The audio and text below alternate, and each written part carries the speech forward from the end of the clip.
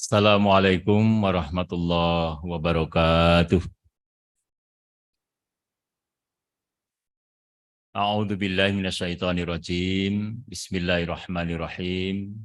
Innal hamdalillah nahmaduhu wa nasta'inuhu wa nastaghfiruh wa na'udzu billahi min syururi anfusina wa min sayyiati a'malina. May yahdihillahu fala mudhillalah wa may yudlil fala hadiyalah. Asyhadu an la ilaha illallah wahdahu la syarikalah wa asyhadu anna Muhammadan abduhu wa rasuluh la nabiyya wa la rasula ba'dah. Allahumma salli wa sallim wa barik ala nabiyyina Muhammad wa ala alihi wa ashabihi wa man tabi'ahum bi ihsanin ila yaumiddin. Qala Allah ta'ala fi kitabihil karim. A'udzu billahi minasyaitonir rajim. Bismillahirrahmanirrahim. Ya ayyuhalladzina amanu taqullaha haqqa tuqatih wa la tamutunna illa wa antum muslimun. Wahai orang-orang yang beriman, bertakwalah kamu sekalian kepada Allah dengan sebenar-benarnya takwa dan janganlah kalian mati kecuali dalam keadaan muslim. Amma ba'd fa inna astaqal hadis kitabullah wa khairul hadi hadi Muhammadin sallallahu alaihi wasallam wa syarrul umuri muhdatsatuha wa kullu muhdatsatin bid'ah wa kullu bid'atin dhalalah wa kullu dhalalatin finnar. Bapak-bapak dan ibu-ibu jamaah pengajian yang dirahmati Allah Subhanahu wa taala. Alhamdulillahi Rabbil Alamin, marilah senantiasa kita bersyukur kepada Allah Subhanahu wa Ta'ala atas segala nikmat dan karunia yang dilimpahkan kepada kita. Sungguh merupakan kenikmatan besar, adalah kenikmatan iman Islam yang tidak diberikan kepada semua orang. Hanya mereka yang Allah pilih mendapatkan hidayah Allah, yang menerima hidayah itu, dan kita mudah-mudahan termasuk orang yang ada di dalamnya. Amin ya rabbal alamin. Salawat dan salam semoga dilimpahkan kepada Nabi kita Muhammad sallallahu alaihi wasallam, keluarganya, para sahabatnya, serta para pengikutnya. Bapak-bapak dan ibu-ibu jamaah yang dirahmati Allah Subhanahu wa taala, pada kesempatan pagi hari ini saya ingin menyampaikan tentang keutamaan tauhid. Mengapa demikian? Karena salah satu risalah Islam berkemajuan yang dilahirkan melalui Muktamar Muhammadiyah ke-48 kemarin adalah tentang masalah ini, yaitu tentang masalah Islam berkemajuan. Salah satu poin penting dalam risalah Islam berkemajuan itu adalah tentang tauhid. Ya, itu yang nomor satu. Karena itu kita perlu berbicara tentang tauhid itu. Ini menjadi penting oleh karena memang Nabi dan Rasul diutus itu agar mengajak dirinya dan umatnya, kalau Nabi Muhammad SAW ya seluruh umat manusia, supaya bertauhid kepada Allah Ta'ala. Nah, itu yang pokok di situ. Nah, pengertian tauhid itu sendiri apa? Ya, kita akan mulai dari pengertian tauhid. Tauhid adalah menjadikan Allah sebagai satu-satunya sesembahan yang benar dengan segala kekhususannya. Ya. Kalimatnya itu adalah kalimat la ilaha illallah. Tidak ada Tuhan selain Allah. Di situ ada dua makna yang terkandung. Ada nafi dan ada tasbit. Nafi maksudnya adalah bahwa kita meniadakan Tuhan-Tuhan selain Allah. Itu nafi. Meniadakan, jadi tidak ada Tuhan, ya. Itu kalimat yang pertama pada kata la ilaha di situ.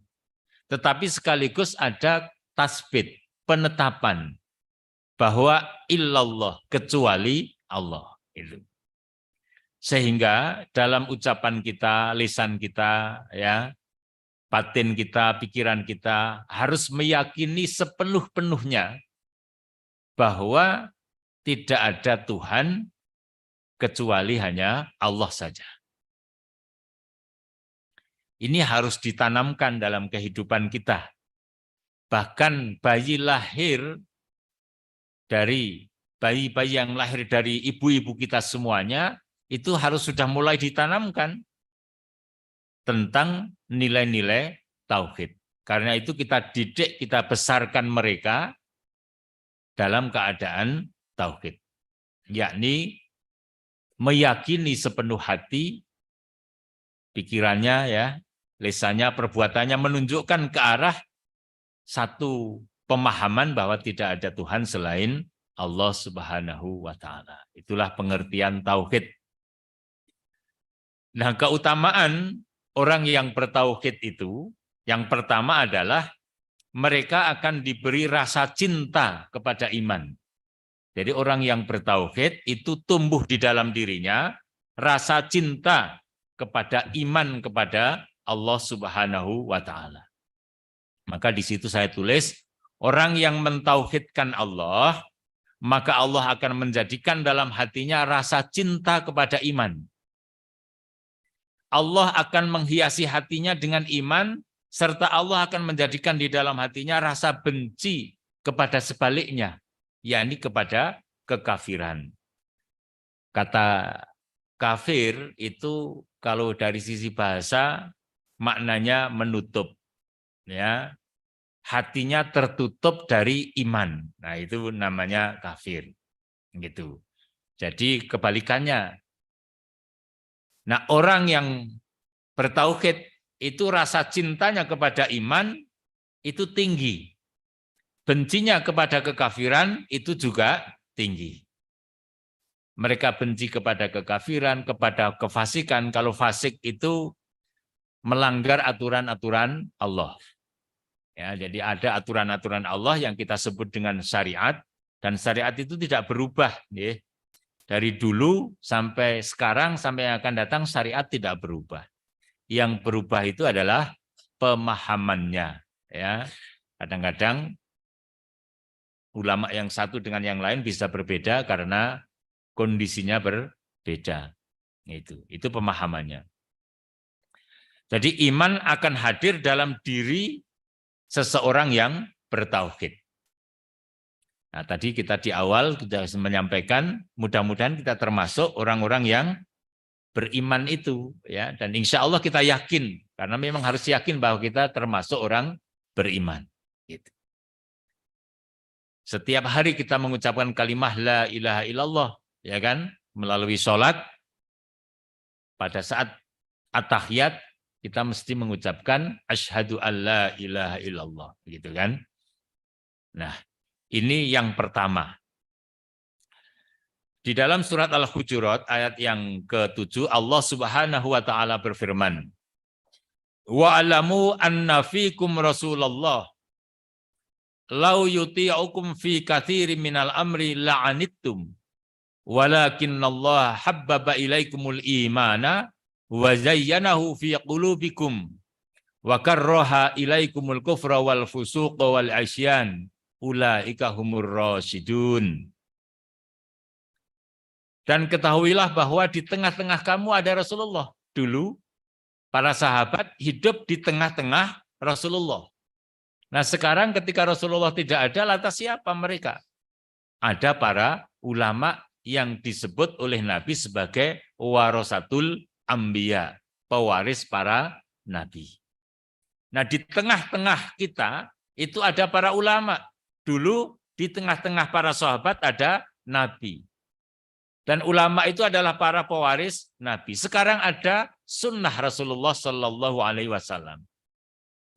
Kalau dia Rasul menuruti kemauan kamu dalam banyak hal, kalau sekarang, kalau para ulama itu menuruti orang-orang awam dalam banyak hal, maka pasti kamu akan mendapatkan kesusahan. Nanti para ulama akan mendapatkan kesusahan kalau mereka mengikuti para orang awam. Jadi orang awam yang mestinya mengikuti para ulama. Nah, kalau di kita Muhammadiyah ada majelis tarjih yang mereka berkumpul di dalamnya para ulama. Gitu. Tetapi Allah menjadikan kamu cinta kepada keimanan dan menjadikan iman itu indah dalam hatimu, serta menjadikan kamu benci kepada kekafiran, kefasikan, dan kedurhakaan. Mereka itulah orang-orang yang mengikuti jalan Allah Ta'ala, jalan yang lurus, ya, ar-rasyidun, ya. Jadi kalau ada orang bernama Rosad atau Rosid, itu kan, ya, yang menerima petunjuk, itu ya, Abdur Rasyid berarti hambanya Zat yang maha memberi petunjuk. Nah, ini salah satu ayat yang menunjukkan kepada kita betapa Allah menanamkan rasa cinta seseorang kepada iman. Nah, ini orang yang bertauhid.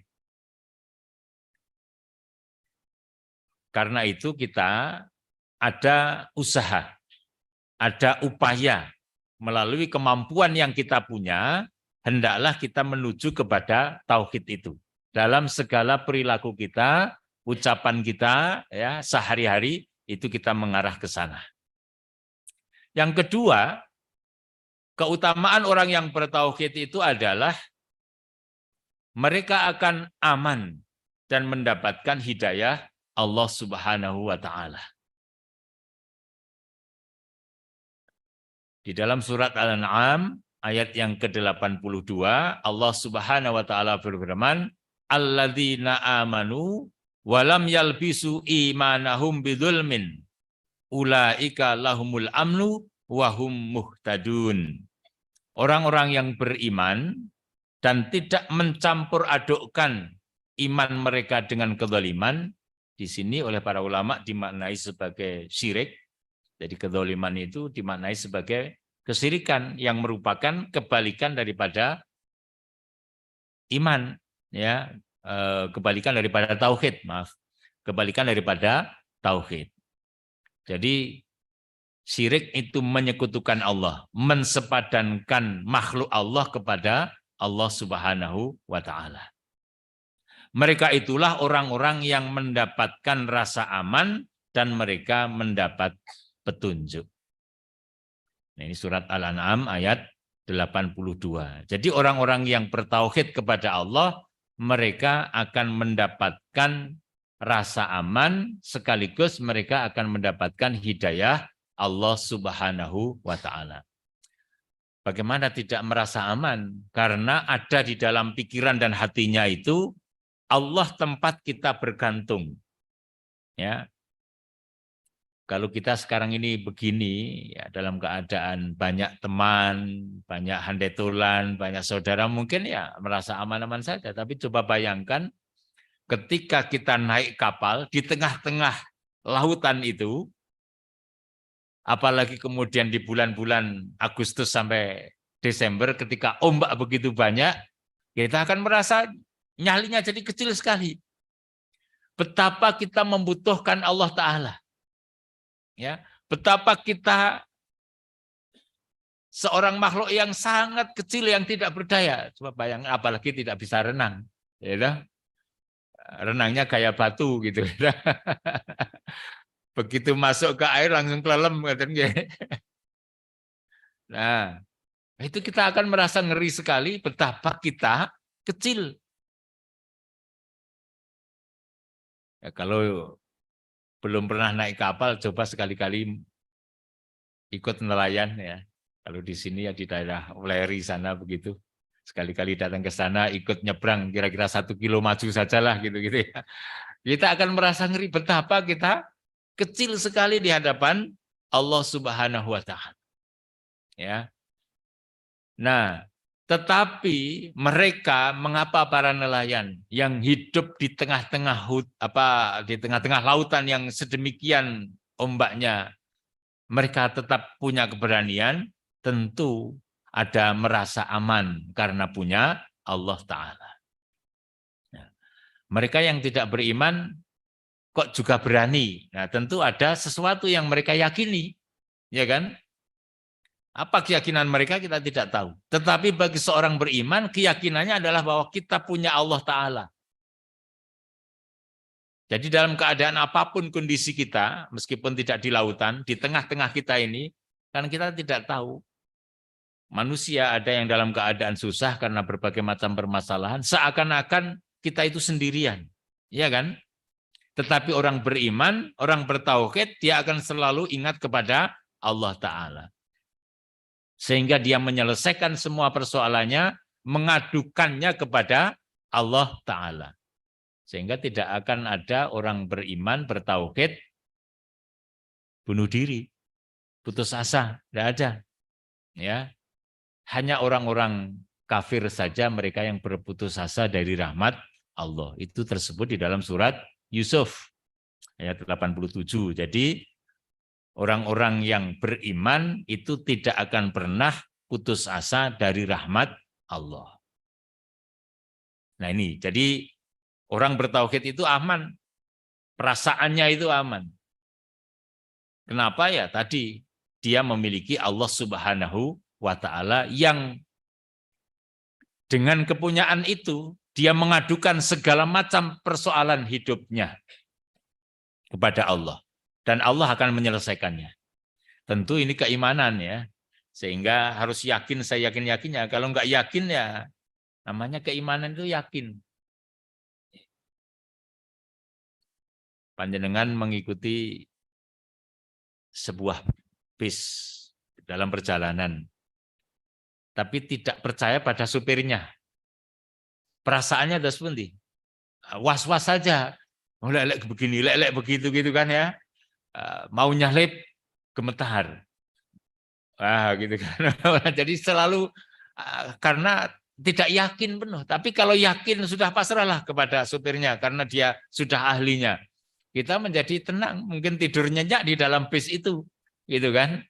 Nah, begitulah perumpamaan dalam kehidupan kita di dunia ini. Kita akan merasa aman, tentram, damai, bisa tidur nyenyak karena kita punya Allah Ta'ala yang kita yakini bisa menyelesaikan semua persoalan hidup kita. Nah, itulah keutamaan tauhid. Ya. Nah, tinggal kita sekarang ini seberapa besar, seberapa dalam keyakinan kita terhadap Allah Subhanahu wa Ta'ala. Setiap hari kita senantiasa berdoa, ihdinas siratal mustaqim, siratal ladzina an'amta alaihim. Ya Allah, tunjukkanlah kami ke jalan yang lurus, yaitu jalannya orang-orang yang Engkau beri nikmat. Ya. Yakni jalannya para nabi, para siddiq, para syuhada, dan orang-orang soleh. Ya, orang-orang yang diberi nikmat itu adalah para nabi, kemudian para siddiq, para syuhada, dan orang-orang yang soleh amalnya. Nah, baik. Allah juga berfirman di dalam surat An-Nisa ayat yang ke-69, "Wa may yuti'illah war rasula faulaika ma'alladzina an'amallahu 'alaihim minan nabiyyina wasiddiqina wasyuhada'i wassolihin wa hasuna ulaika rafiqa." Dan barang siapa yang mentaati Allah dan Rasul-Nya, maka mereka itu bersama dengan orang-orang yang diberi nikmat oleh Allah, yaitu para nabi, para siddiq, orang-orang yang mati syahid, dan orang-orang yang beramal solih. Dan mereka itulah teman yang sebaik-baiknya. Ibu dan bapak yang dirahmati Allah Subhanahu wa Ta'ala, hendaknya pada kesempatan kita hidup di dunia ini, dalam bergaul itu juga memilih. Betapapun kita tidak membeda-bedakan etnis, ya, tidak membeda-bedakan agama, tidak membeda-bedakan apapun juga karena kita hidup dalam keluarga majemuk, tetapi kita boleh memilih siapa teman dekat kita yang dengan itu akan semakin kuat keimanan kita. Maka hendaklah kita mencari teman. Kalau mencari teman Nabi kan tidak mungkin sekarang, ya. karena sudah tidak ada nabi lagi setelah Nabi Muhammad Shallallahu Alaihi Wasallam. Tetapi orang yang sidik, orang-orang yang senantiasa berjuang di jalan Allah, orang-orang yang senantiasa banyak beramal soleh masih ada terus-menerus sampai akhir zaman. Nah, itulah yang kita cari menjadi teman dekat kita. Insya Allah kalau kita berteman dengan mereka, iman akan semakin terpupuk, tidak semakin tergerus. Gitu. Nah, memang kata Rasul, anta ma'a man ahbabta. Engkau bersama orang yang engkau cintai. Maksudnya apa? Ya, wallahu a'lam bimuradih. Maksudnya adalah kita ini akan tumbuh berkembang amal perbuatan kita, pikiran kita, ya, dengan orang-orang yang sering kita ajak musyawarah, diskusi, ya kesana kemari bersama-sama. Nah, itu akan menjadikan kita, kalau kita kok berteman dengan orang-orang yang tidak biasa bersyukur kepada Allah, ya nanti pembicaraannya kira-kira ya begitu. Ya, pembicaraannya kira-kira ya akan mengkufuri nikmat saja begitu. Tapi kalau orang teman-teman kita dekat itu banyak bersyukur, banyak pandai bersyukur kepada nikmat Allah, ya, maka insya Allah kita juga akan banyak mensyukuri nikmat-nikmat Allah. Kalau kita berteman kepada orang-orang yang tidak suka beribadah, ya lama-lama kita meninggalkan sholat, gitu. Tapi kalau kita berteman dengan orang-orang yang suka beribadah, insya Allah akan semakin khusyuk beribadah, ya, karena pembicaraannya senantiasa akan ke sana. Kalau kita berteman dengan orang-orang yang suka ngondo tetangga, ngondo teman, ngondo pimpinan, ngondo pemerintah, ya, dan lain sebagainya, ya nanti kita akan senantiasa begitu, terus-menerus. Tapi kalau kita berkawan dengan orang-orang yang tidak suka ngondo orang lain, menggunjing orang lain, tapi sukanya adalah memberikan mengunggulkan keutamaan-keutamaan dari teman-teman, dari saudaranya, yang dibicarakan adalah kebaikan-kebaikannya, maka insya Allah kita juga akan semacam itu. Jadi sangat punya pengaruh tinggi orang-orang yang ada di lingkungan kita kepada diri kita. Apalagi anak-anak kita, ibu-ibu, bapak-bapak, ya. Jadi anak-anak yang masih tumbuh berkembang di usia anak-anak maupun remaja, itu kita perlu memilihkan mereka teman-teman yang baik. Kalau tidak mampu memilihkan karena mungkin keterbatasan waktu kita, maka kita bisa menasihati, ya, bertanya-tanya. Kalau kita punya anak, punya cucu, ya mungkin kita perlu bertanya, Nduk, dengan siapa kalian berteman? Putrane sinten, Bapak itu pundi, dan sebagainya, kita tanya-tanya, ya, tentang kebiasaannya. Waktunya zuhur mungkin perlu ditanya. Tadi jam sekian, enggak usah waktu zuhur disebutkan. Tadi jam sekian kamu di mana saja? Kalau dia cerita, kok ternyata dia juga melaksanakan sholat, ceritanya, berarti masih aman-aman saja. Tapi kalau berada di sini, di sana, nampaknya jauh dari masjid, jauh dari sholat, bersama dengan siapa waktu itu dia? Mungkin kita perlu tanya, kita perlu selidiki semacam itu, dan perlu kita catat nama-nama yang baik, ya, siapa dia berteman. Ini saya rasa untuk pendidikan anak-anak cucu kita di era semacam ini, ya, karena era semacam ini era yang kelihatannya baik-baik saja, tapi banyak yang tidak baik, gitu ya. Ya, karena semuanya tergenggam di genggaman anak-anak, gitu kan. Jadi bisa tampaknya baik tetapi tidak baik, gitu. Nah, ini oleh karena itu kita semacam itu, ya. Ini orang yang bertauhid, insya Allah semacam itu. Kalau banyak berteman dengan yang baik. Keutamaan tauhid yang ketiga, yaitu bahwa orang-orang yang bertauhid itu insya Allah akan menghapuskan dosa-dosa mereka dengan tauhid itu.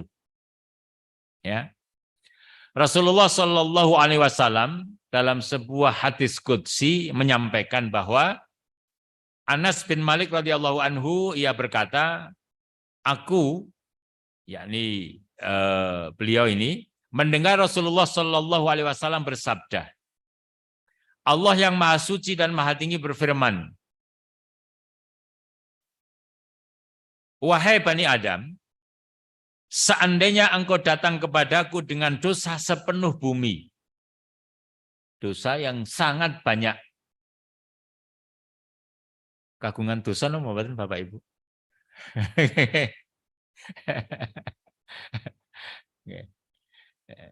Jujur nek kula nggih kathah dosane nggih, meskipun sok ngaji ngaten niki nggih.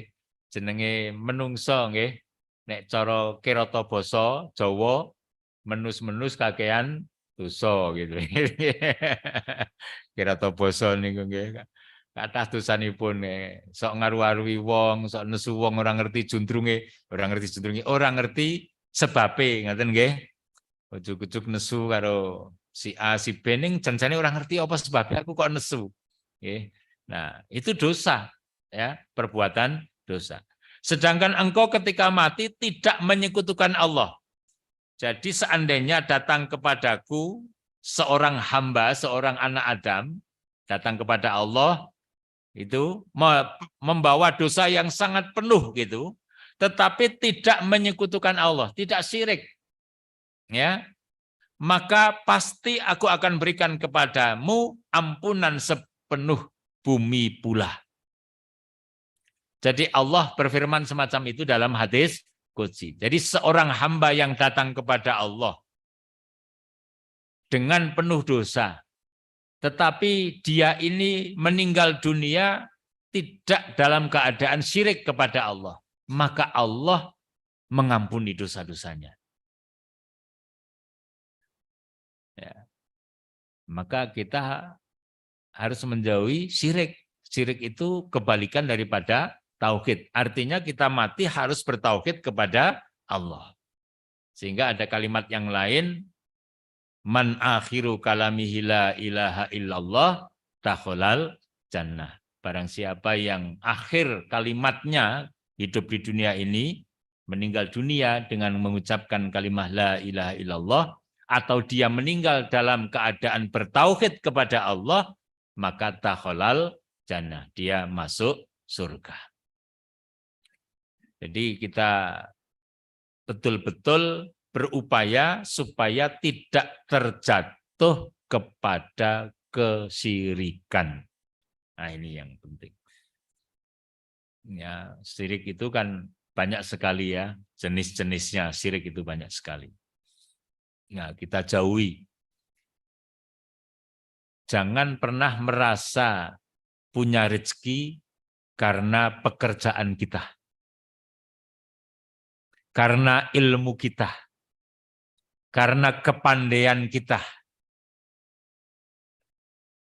Tapi sungguh yang memberi rezeki hanyalah Allah.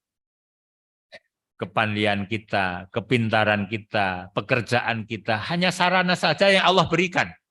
Wong kadang-kadang kepandaian kita itu tidak sebanding dengan rezeki yang diterimakan kepada kita. Nah, coba saya mikir-mikir, sarjana itu, misalnya sarjana, ilmunya seberapa dibandingkan dengan rezeki yang Allah berikan kepadanya? Coba dipikir-pikir yang sungguh-sungguh. Ada kadang-kadang hanya lulusan SMP, lulusan SMA, tidak sarjana. Tapi rezekinya bisa lebih besar daripada yang sarjana. Siapa yang mengatur sebenarnya? Ya Allah. Itu yang menjadi keyakinan kita. Iya kan? Apakah kemudian kalau begitu kita tidak perlu menjadi sarjana? Ya tetap perlu gitu ya. Kehidupan kita ini jadi bukan berarti kalau kalimat yang saya kemukakan itu berarti nggak perlu menjadi sarjana, ya tetap perlu dalam kehidupan kita. Tetapi yang penting adalah keyakinan kita bahwa bukan itu yang menjadikan kita kaya atau tidak, punya rezeki atau tidak, bukan. Tapi sungguh semua itu hanya sarana saja. Ya. Hakikatnya adalah Allahur Razzaq. Ya. Dan Allah itu khairur raziqin zat sebaik-baiknya zat yang memberi rezeki dalam surat Jumu'ah. Gitu kan? Jadi zat yang memberikan rezeki itu adalah Allah Subhanahu wa taala. Nah, itu harus kita pahami. Demikian pula kedudukan. Jangan karena kita menjadi ketua RT, ketua RW, Pak Lurah, kepala desa, Pak Camat, Pak Bupati, Pak Gubernur, menjadi presiden. Kemudian itu yang seakan-akan menjadikan kita ini naik derajatnya. Bukan. Semua itu tidak ada artinya di sisi Allah Ta'ala. Tetapi di sisi Allah yang bermakna adalah orang yang bertakwa.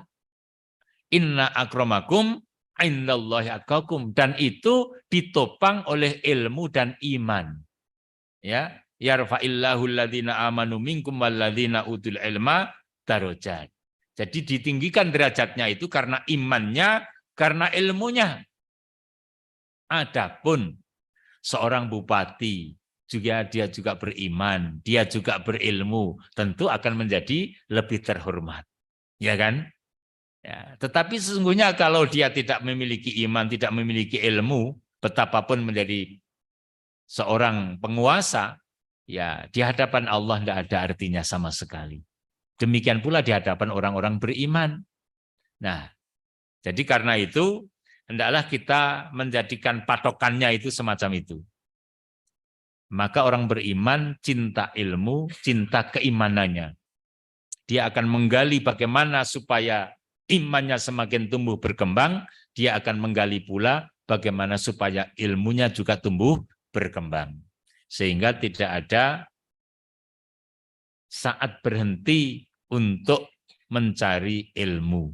Ya, perintahnya menjadi utlubul ilma minal mahdi ilal lahdi. Itu untuk keutamaan amal, itu kita bisa pakai hadis itu supaya kita terus termotivasi mencari ilmu meskipun dengan hadir ke majelis-majelis taklim semacam ini. Yang keempat, keutamaan orang yang bertauhid itu adalah orang itu insya Allah akan dihilangkan kesulitan dan kesedihannya di dunia maupun di akhirat. Enggak sedih ya orang yang beriman, orang yang bertauhid enggak sedih. Wa may yattaqillaha yaj'al lahu mahrajan wa yarzuqhu min haitsu la yahtasib. Ya. Ini dikatakan di dalam sebuah kitab oleh seorang ulama, seseorang tidak dikatakan bertakwa kepada Allah kalau dia tidak bertauhid. Ya kan? Orang yang bertauhid dan bertakwa akan diberikan jalan keluar dari berbagai masalah hidupnya. Salah satu ciri orang bertakwa itu ya tauhid itu. Jadi yang mengantarkan kepada ketakwaannya bertauhid. Jadi oleh karena itu Ibu dan Bapak yang dirahmati Allah Subhanahu wa taala, maka memang orang beriman itu hendaklah tidak ada rasa gundah, gelisah, ya, resah, gitu ya. Sedih, tidak perlu sebenarnya bagi orang-orang beriman, bagi orang yang bertauhid. Ya, karena semuanya dikembalikan kepada Allah. Coba bayangkan, kita baru saja menunaikan ibadah Idul Adha, ya kan? Kita bayangkan Nabi Ibrahim alaihissalam, ya sekian lama menunggu hadirnya seorang anak putra. Dan kemudian Allah berikan seorang jabang bayi bernama Ismail alaihissalam. Sedang tumbuh berkembang, sedang mungkin kalau orang tua itu tumbuh rasa cintanya dalam begitu ya. Kayak seneng-senengnya kalau kita mengatakan begitu, punya anak. Disuruh, diperintah untuk dikorbankan. Bayangkan coba. Enggak usah anak kita. Ya, kita sedang punya kesenangan apa, misalnya sesuatu lah gitu ya. Kayak seneng-senengnya begitu, tapi kemudian datang perintah harus berkorban. Barang yang kita senangi ini harus kita lepas. Seberapa besar awal kita coba. Perso awal nggih. Rasa napa enggak maunya itu, berapa tinggi kita? Nggih. Kita punya barang, sedang seneng-senengnya punya barang itu, dan diperintahkan supaya barang yang kita seneng itu kita lepas. Imannya bukan main. Nah, ini anak ini. Tetapi karena tauhid, maka itu ya rela saja. Nggak ada rasa kesedihan. Nabi Ibrahim alaihissalam mencontohkan demikian. Nah, tinggal kita sekarang ini, tentu kalau dibandingkan Nabi Ibrahim ya tidak ada sekuku hitamnya kita ini, ya kan? Tetapi paling tidak teladan itu kita ambil. Supaya kita ini tidak terlalu awal terhadap barang-barang ataupun apapun yang kita miliki, seperti jabatan, kekuasaan, ya kan? Barang yang suatu saat mesti kita lepas. Jangan terlalu awal. Karena kita punya Allah. Nah, ini loh maksudnya, ya. Nyata-nyata di depan kita ada seorang sudah mengharapkan anak laki-laki dan lahirlah seorang anak laki-laki, tapi baru kemudian berapa minggu, berapa bulan meninggal dunia. Hati ini tersayat apa tidak? Secara manusiawi tersayat. Tapi kalau kita orang beriman ya sudah, karena itu takdir Allah, kembalikan kepada Allah. Onten mboten peristiwa ngoten niku? Ada. Ya mboten mah itu kalau kemudian yang bersangkutan itu sedih. Ya. Ada seorang teman saya. Ya, seorang mubalik juga. Ke sana kemari juga ngisi pengajian. Suatu saat istrinya meninggal dunia. Kalau teman-temannya datang kan ya nasihati, sing sabar. Ya. Nah, satu saat ketika sudah lama, cerita-cerita kita guyon. Biyen kae sampeyan kayak nasihati sabar-sabar ki nang atine aku batin. Sampeyan ora ngrasake ngono. Ya. Ya, sampeyan ora ngrasake gitu. Tapi ketika itu kan guyon-guyon ya sudah. Tapi kan akhirnya sabar gitu kan. Ya harus dikembalikan kepada Allah. Seorang mubalik yang biasa menyampaikan pengajian gitu kan. Itu pun batin ketika teman-temannya datang kon sabar itu batin yang atine itu sampai orang ngrasake gitu kan. Ya, jadi ditinggal istri itu juga sedemikian rupa. Ya, kecuali istrinya tidak dicintai, ya mungkin alhamdulillah gitu. Tapi kalau dia mencintai istri tentu rasa sedih. Ya, rasa sedih. Ya. Kalau yang nggak dicintai, alhamdulillah, ngisut tak golek meneh, gitu beda lagi. Ya, beda lagi. Ngeten, Pak. Jadi itu ya. Perasaan kita orang-orang beriman bertauhid kepada Allah, kesedihan, ya, kegundahan, kegelisahan itu insya Allah disirnakan karena tauhidnya kepada Allah. Tempat kita bergantung hanya Allah Subhanahu wa Ta'ala. Jadi semua kita kembalikan kepada Allah Ta'ala. Betapapun apa yang kita punya itu kita cintai, entah itu kekuasaan, entah itu jabatan, entah itu kekayaan, harta benda, anak, ya, cucu, ya. Suatu saat mesti kita akan kehilangan. Kalau kita tidak kehilangan mereka, mereka yang kehilangan kita. Kan gitu. Gitu. Suatu saat mesti begitu. Maka hendaklah orang beriman kembali kepada Allah Subhanahu wa Ta'ala. Sehingga tentram. Ini makna tauhid. Ya, makna tauhid. Yang kelima, orang yang bertauhid itu insya Allah ya dijamin surga. Ya. Dengan kehendak Allah Subhanahu wa Ta'ala. Rasulullah Sallallahu Alaihi Wasallam bersabda, "Man mata wa huwa ya'lamu annahu la ilaha illallahu dakhalal jannah." Barang siapa yang meninggal dunia, wa huwa ya'lamu, dan dia benar-benar faham, mengerti, nyantel dalam hati dan pikirannya, annahu la ilaha illallah, bahwa sesungguhnya tidak ada ilah kecuali Allah, dakhalal jannah, maka dia masuk surga. Jadi orang-orang beriman semuanya insya Allah pada akhirnya masuk surga. Itu harus menjadi keyakinan kita. Ya. Imam An-Nawawi menyampaikan kepada kita, semua orang yang bersyahadat itu ahlul qiblah. Ahlul qiblah. Karena dia ahlul qiblah tidak boleh dikafirkan. Karena dia tidak kafir maka dia memiliki hak masuk surga. Ya. Itu keyakinan orang-orang beriman.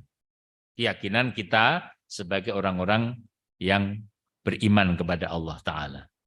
Man mata la yusriku billahi syai'an dakhalal jannah. Dalam hadis yang lain Rasulullah menyampaikan, barang siapa yang meninggal dunia la yusriku billahi syai'an, sedangkan dia tidak syirik kepada Allah dengan sesuatu pun, dakhalal jannah, maka dia masuk surga. Jadi ayem ini nggih. Ibu-ibu mboten usah gundah, bapak-bapak nggak usah resah gelisah. Tetapi bukan berarti kemudian wah dosa ya ora apa-apa. Dosa sithik-sithik ora apa-apa, sing penting lak beriman. Ya ampun ngoten. Niki ngeyem-ngeyemi tetapi ya tetap harus berusaha supaya tidak berdosa. Sebab sedikit dosa saja itu neraka. Gitu nggih. Ya, maka ya kita berupaya untuk tidak berdosa. Kalau berdosa segeralah kita istighfar kepada Allah. Segera tutupi dengan perbuatan kebaikan. Wah, aku mau ngondo tonggo sih. Iki kok ana dit 50.000 gitu nggih. Masuk masjid sedekah. Supaya leh ngondo diampuni oleh Allah. Ngoten. Nggih. Jadi begitu kita tahu perbuatan dosa, segera kita istighfar, segera kita menutupi dengan amal kebaikan.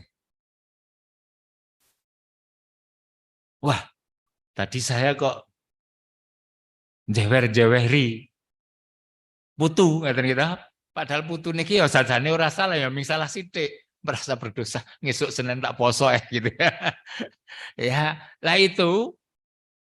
Jadi setiap keburukan di samping kita istighfar, kalau bisa ditutupi dengan amal soleh. Maka insya Allah akan tertutup dosa-dosa kita. Jangan merasa, wah saya sudah beriman lah, ora apa-apa dosa-dosa sithik. Ya nanti dosa-dosa sithik kok numpuk terus-terusan repot nggih. Ya, jadi tetap kita berupaya supaya dosa itu kita, apalagi dosa-dosa yang besar. Tapi dosa yang besar sekalipun Allah akan mengampuni. Gitu loh.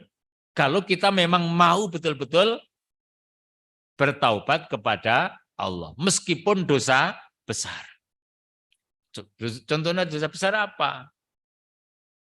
Mencuri, membunuh tanpa hak, gitu. Itu kan dosa besar. Durhaka kepada orang tua, gitu. Kemudian berzina dan sebagainya, itu termasuk dosa-dosa besar. Makan riba itu termasuk dosa-dosa besar.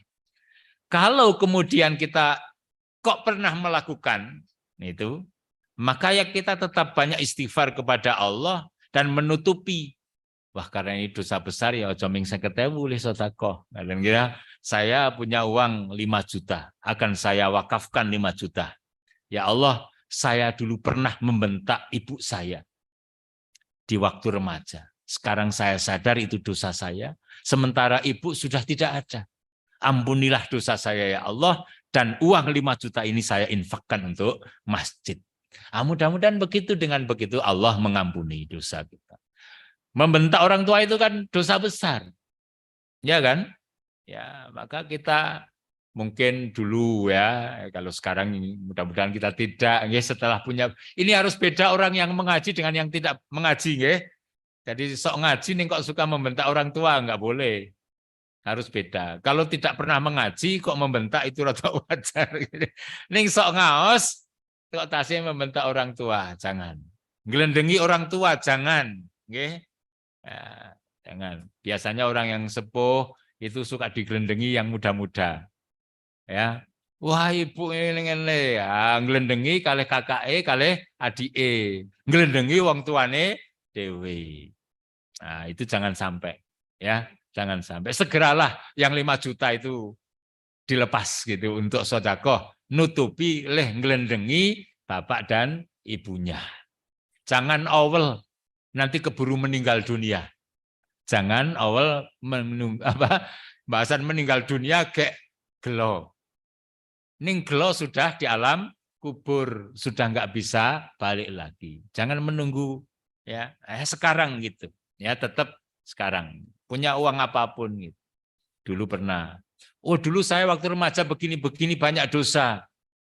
Ya, jangan awal punya uang, sudahlah ini sedekah, saya memang dulu berdosa. Gitu. Nah, sekarang saya sadar, saya bertaubat kepada Allah, ya, banyak istighfar, kemudian kita tutupi dengan amal kebajikan. Insya Allah dijamin surga.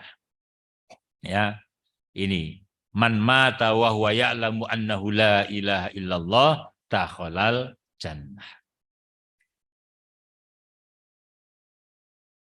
Yang berikutnya, orang yang bertauhid kepada Allah Subhanahu wa taala akan diberikan kemenangan, ya, pertolongan oleh Allah, kejayaan dan kemuliaan. Allah Subhanahu wa taala berfirman di dalam surat Muhammad ayat yang ke-7, ya ayyuhalladzina amanu in tansurullaha yansurkum wa yusabbit aqdamakum. Wahai orang yang beriman, jika kamu menolong agama Allah, niscaya Dia akan menolongmu dan meneguhkan kedudukanmu. Mari kita tolong agama Allah ini, ya. Jangan kemudian bertanya, loh, kok Allah Maha Penolong kok malah perlu pertolongan? Bukan begitu maksudnya. Ini supaya seorang hamba itu terbukti benar-benar bahwa dia mencintai Allah. Dengan apa buktinya? Salah satu buktinya adalah dengan mengupayakan agar agama Allah ini terjaga kelestariannya, terjaga kemuliaannya. Jadi kalau ada orang Islam, ada seorang Muslim, Islam itu kan baik, gitu. Saya mengaji dengan Pak Tafsir kemarin. Kalau ada dagangan bagus berkualitas, dagangan bagus berkualitas, misalnya pakaian bagus berkualitas, ning kok tidak laku, tidak banyak peminat, sing salah sinten niku?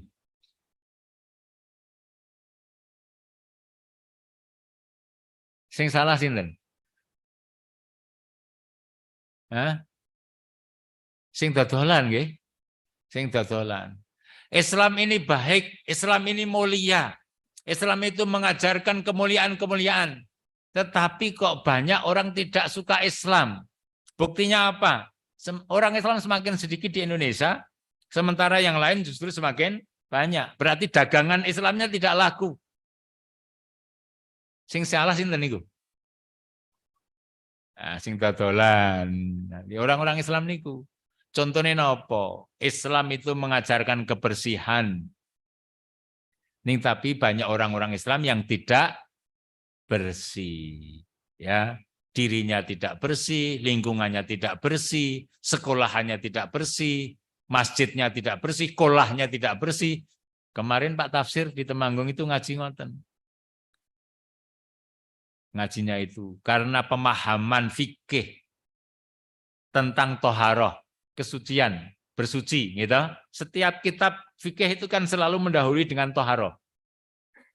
Tapi para santri yang nyantri di pesantren mesti gudigen ngoten niku Pak Tafsir.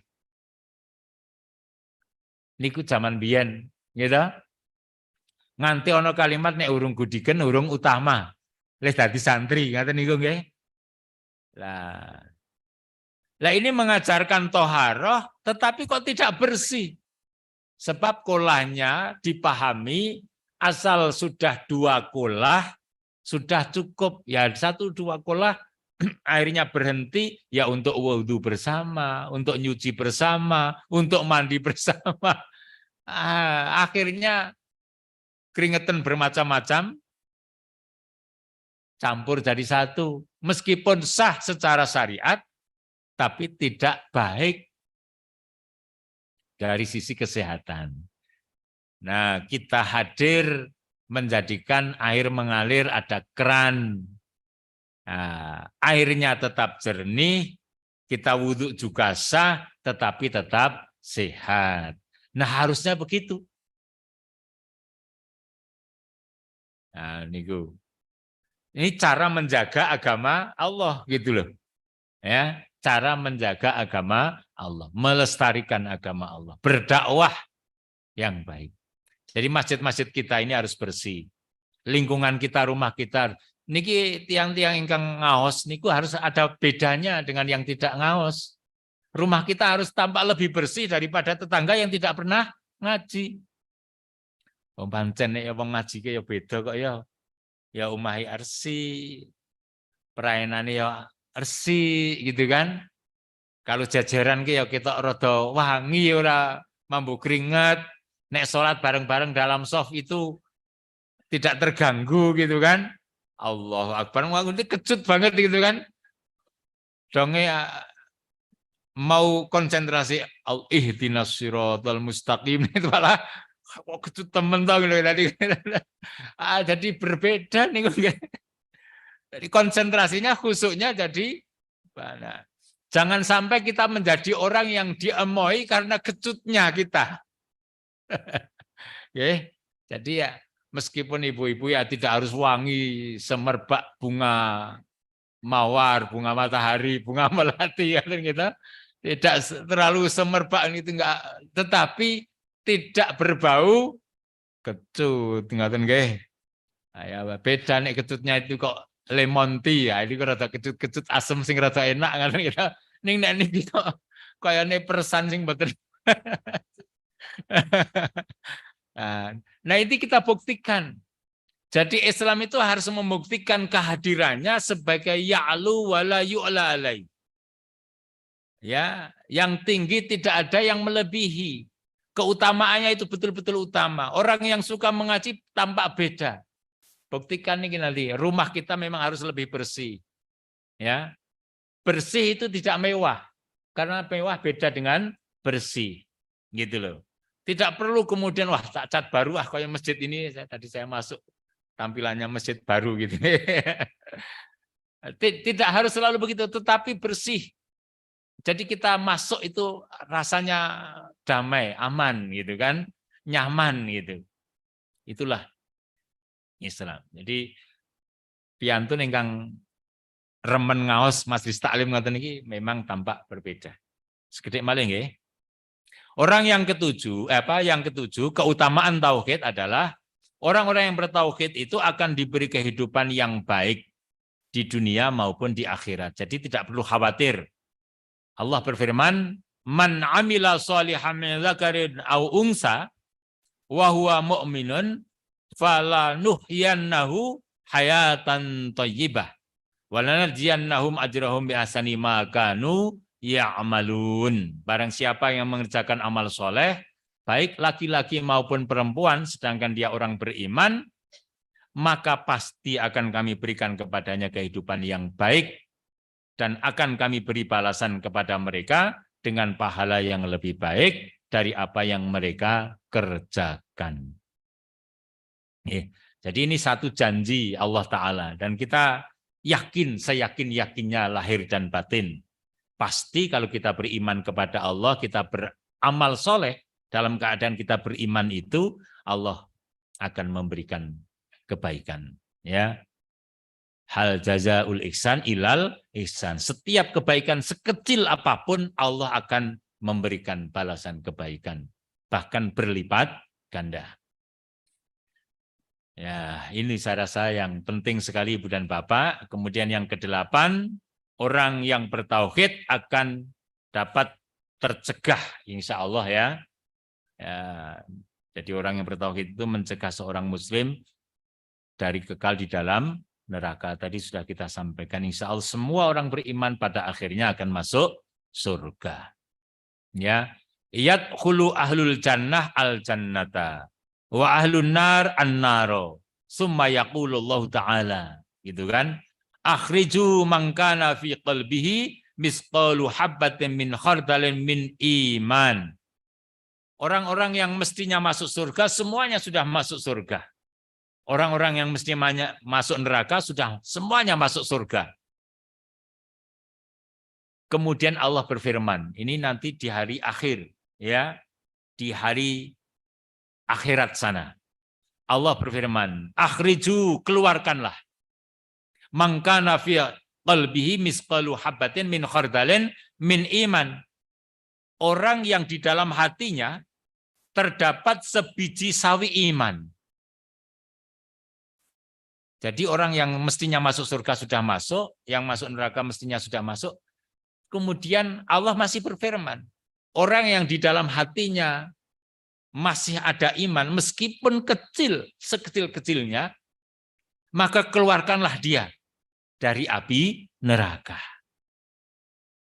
Gitu ya. Lalu mereka dimasukkan ke dalam sungai kehidupan.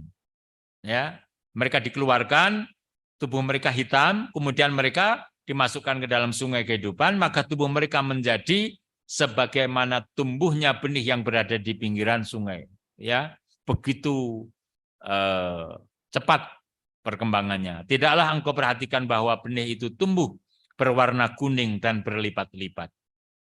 Jadi kalau di tepi sungai karena banyak air, ya maka tumbuh-tumbuhan benih-benih yang begitu cepat, ya tumbuh berkembang dan kemudian mereka berwarna putih. Yang hitam itu kemudian berwarna cerah gitu, ya. Itu meskipun hanya memiliki iman, dikatakan di sini misqalu habbatim min khardalin min iman, ya kan? Iman yang sangat kecil. Itu. Nah, ngeyem-ngeyem nggih Bapak Ibu. Ngeyem-ngeyem gitu. Kalau bicara neraka niku ngeri sekali soalnya nggih. Kita bicara yang enak-enak sajalah nggih. Tapi kadang-kadang perlu bicara tentang neraka supaya ada rasa takut, ya.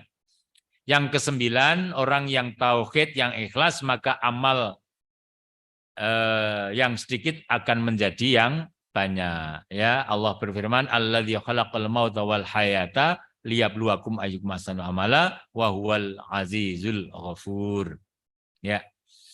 Yang ke-10 ada 10 ini, orang yang bertauhid akan mendapatkan ridho Allah Subhanahu wa taala, ya. Allah akan ridho kepada mereka yang bertauhid. Berarti yang tidak bertauhid tidak diridhoni. Untuk akhir pertemuan kita ini, saya ingin menyampaikan sebuah doa supaya kita hafal, kita praktekkan agar tidak terjerembab jatuh pada kemusyrikan. Ini doa di dalam hadis Rasulullah SAW, karya Imam Bukhari dalam bab Adabul Mufrad. Ya, Allahumma inni a'udzubika an usyrika bika wa ana a'lam wa astaghfiruka lima la a'lamu. Nggih. Niki dipun apalaken, ya, dihafalkan, kita praktekkan, jadi kita benar-benar berdoa kepada Allah Subhanahu wa taala. Ya, nanti mungkin bisa di-share ini pada para jamaah.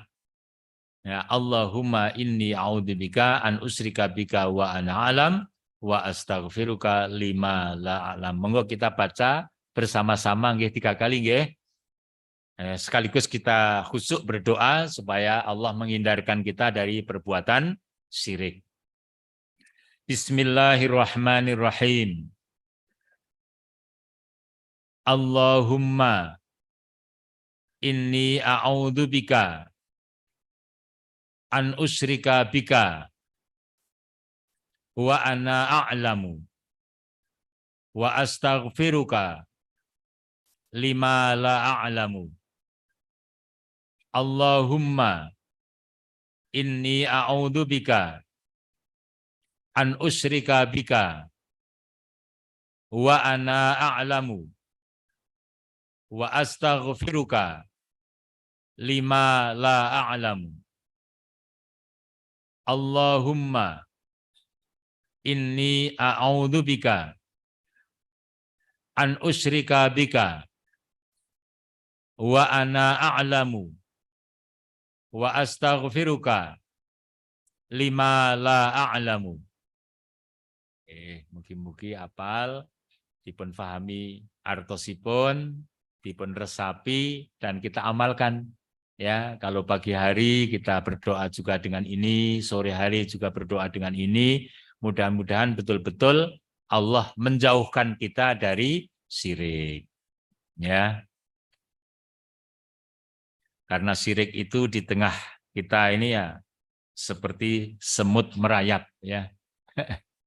Ya, ini ada doa juga ini yang lain ya, nanti saya share gitu ya. Nanti insya Allah bisa di-share. Ya, kalau ini doanya di dalam sujud kita bisa memperbanyak ini, Allahumma ufirli dzanbi kullahu tiqqahu wa jillahu wa awwalahu wa akhirahu wa alaniyatahu wa sirrahu. Gitu ya. Ya Allah, ampunilah dosa kami ya, kullahu seluruhnya, baik yang sedikit maupun yang banyak, yang dahulu maupun yang sekarang, yang tersembunyi yang terlihat maupun yang tersembunyi. Itu ya. Kalau di bulan puasa, Allahumma innaka afuwun tuhibbul afa fa'fu anni. Pun cekap semanten rumiyin nggih. Niki sampun jam 7 langkung 1/4. Mudah-mudahan apa yang saya sampaikan ini bermanfaat untuk kita semuanya, lahir dan batin, dunia dan akhirat.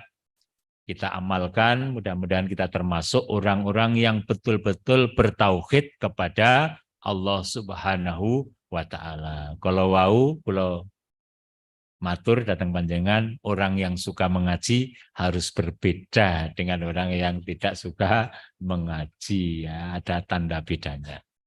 Cekap semanten kirang langgungipun nyuwun agung isih pangapunten.